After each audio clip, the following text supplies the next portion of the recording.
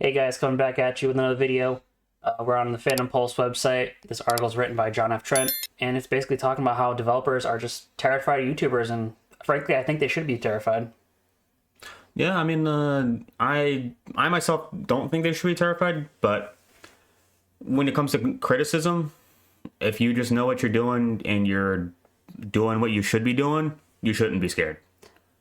Well, the reason why I say they should be scared is because of performance, and if the game isn't fun and it's not, there's tons of modernity, modern things, guys in dresses, rainbow hair, this thing, that thing, this political view, that political view, and it's not a fun game like Marvel Rivals, for instance. That's just a fun game, and we're getting into now good-looking characters where we're not frumpy and we weigh 200 pounds and we're just flabby.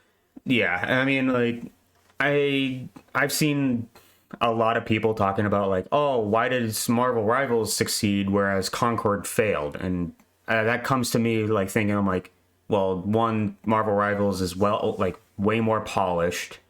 The characters actually look good. Like the guys look masculine, the women look feminine, and whereas in Concord, everyone looks like you just hit randomize on a character creation screen and just said, okay, that's good enough. That's insulting to randomize character creation screens because I've seen some way better than that.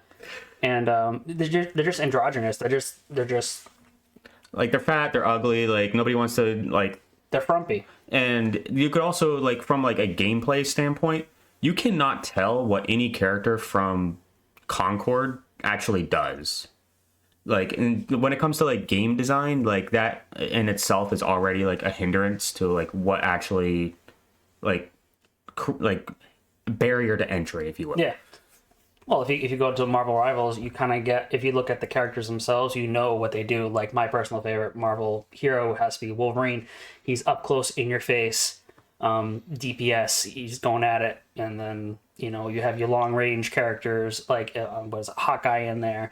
They kind of know. You look at Concord, it's just like, what do you say you do here, kind of situation. Yeah, exactly, and that's not fun. Because like you're spending more time thinking about like, okay, how am I supposed to play this game if I can't tell just based off a character's look, like what am I supposed to be doing? And then besides all this character look, there's all this agenda where we have to add this thought and that thought, and this is how you should think, instead of giving you thought-provoking story and dialogue. Games like Space Marine, granted, there's not a ton of story. It's more just, hack and slash, and there is a story to it, but it's nothing crazy. Yeah, no, like, I mean, Space Marine, like, absolutely, like, captures, like, what it's like to just be a man, right? Yeah. It's like, I am going on the front, fueled. Like, it's like, I'm going on the front lines. I am dying for my cause. Like, that is the man's, like, ideal. Yeah. Whereas like a game like Dragon Age the Veilguard gives you like a full on like 5 minute like preachy like conversation of like, well, I identify as non-binary, and no gamer wants to be like preached at. No. But like, just get back to the point of the matter is these developers being terrified of YouTubers. Like, look what the article says here: Critical Drinker and Asmongold. These are kind of the top tier currently of, we'll call them reviewer kind of YouTubers. Yeah. Where they're playing games, watching movies. They're not telling people what to think, but how to think. They're giving their honest opinion, and then we as, I'm going to say customers, consumers, I'm going to say customers, we choose to buy that off their opinion. And if it's a negative opinion, I'm not going to buy it.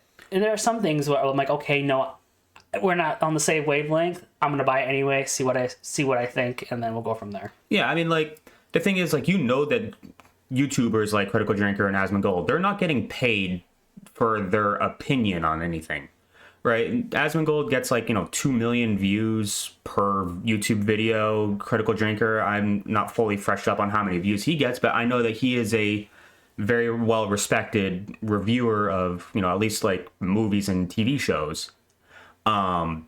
Whereas like a article written by like IGN or any other like news source like you know that they've been paid to write a good review. Like I saw them give like Dragon Age Veilguard like an 8 or a 9 out of 10, and I'm just like, who played that? Like what? Like if you played the game, because I saw gameplay of that, like it doesn't look fun. Like the boss fights look very glitchy and unpolished, and then they have like these raving reviews from these like news articles, and you just know that they got paid to write a good puff piece essentially. And Whereas these guys, they're not getting paid to do that. They're just giving you the straight honest opinion. well, IGN would give you a 7 out of 10 for that opinion. I'll take it. But Uh, all joking aside, it's just YouTubers. There are some YouTubers who will get paid, or at least they get sent free codes, but they're not held to a standard of okay, you have to make it at least an 8 out of 10 or higher in order. But I think the big thing is access. The whole term of access media. They get access to these games early on. They play 5 minutes of it, and they give you this whole review, and they get paid through ads and just that general access is what they're going after. So if they give positive feedback, they get continued access. If they're honest, and they're not even honest with themselves half the time, but if they're honest and the game sucks, they're not going to get the access, and then they lose out on the funds for that coming through ads of people watching them or reading their articles. But I think they should be scared, especially with all the layoffs of the past year through Xbox, Sony. I think Nintendo's doing pretty good with what they're doing, but tons of these major developers and publishers, people are finally voting with their wallets, and it's a good thing to see. I think like if you put out a well-polished game with no agenda, good-looking characters, you should not be scared of what YouTubers like Critical Drinker and Asmongold are talking about. Because you know that you just made like the best game that you wanted to make, and it's nothing extra in there. You should be fine and not scared. People who are scared are people who are afraid of criticism, and they know that they're doing something wrong. Yeah. It's like your 4-year-old drawing on the wall and you caught them. Pretty much, and half the things they create looks like a 4-year-old drew it on the wall. I think my almost 2-year-old could probably draw better than them. That's insulting. To the 2-year-old. To the 2-year-old, absolutely. Hey guys, you made it to the end of the video. Let us know what you think. Leave a like down below. Comment down below. We want to hear what your thoughts, and we'll catch you on the next one.